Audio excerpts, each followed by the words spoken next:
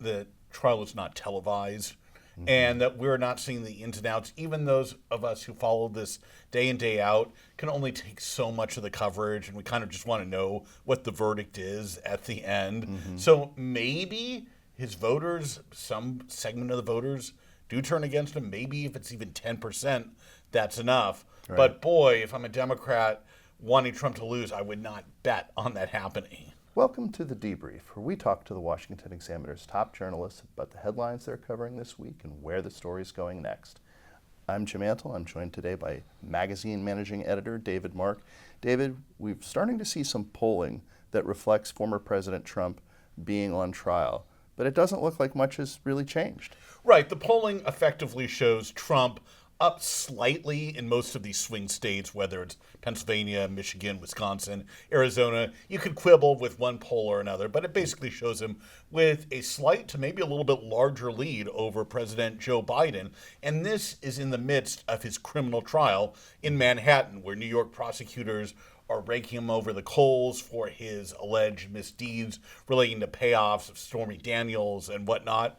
And as you suggest, it does not seem to be having much of an adverse effect on Trump. Now, we don't know where that'll go. We'll see what happens with the actual trial outcome. But Trump has weathered so many storms before to suggest this is going to be politically fatal to him. I think it would be really short selling. I mean, because that's really the big question, right? This is the trial that is most likely to be concluded before the election. If he's going to be a convicted felon by Election Day, this is likely the legal episode where that would have to happen. But there are big questions about whether even that would have the Democrats' desired impact. Right. Of course, it's a hypothetical. We've never had a former president on trial for anything. But again, Trump has weathered so many of these storms. I also think it's the fact that the trial is not televised. And that we're not seeing the ins and outs. Even those of us who follow this day in, day out can only take so much of the coverage, and we kind of just want to know what the verdict is at the end. So maybe his voters, some segment of the voters, do turn against him. Maybe if it's even 10%, that's enough. Right. But boy, if I'm a Democrat wanting Trump to lose, I would not bet on that happening. Now, one thing the trial does do is it constrains his campaign schedule a little bit. Yeah. He's been able to make use of the Wednesday breaks, and he's also been able to sort of give campaign-style speeches as proceedings conclude each day. Yeah. But, is there a possibility that that could have some kind of impact going forward? I suppose if the trial somehow went into September or October, which it's supposed to be a 6-week trial or so, but you never know with these things. Right. That could constrain it. But at a certain point, he's still getting free media. And what I think a lot of his critics really get frustrated by the fact is it doesn't really matter where he is.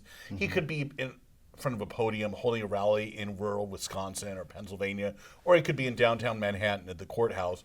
As long as he's on TV, for him, that's all that matters. That's what his supporters want to see, him fighting, and they don't really care where and how it occurs. I mean, Trump seems to have really used the adage that there's no such thing as bad publicity, which in the real estate business, you could see where maybe that would work, but he's even made it work to some degree for him in politics. He's absolutely made it work. He got him to the Republican nomination in 2016 over a string of well-credentialed, quote-unquote, candidates, and he won the presidency. Like him or not, can't say that about too many people. Right. Now, some of the Trump copycats have tried to pull that off, and usually it doesn't work.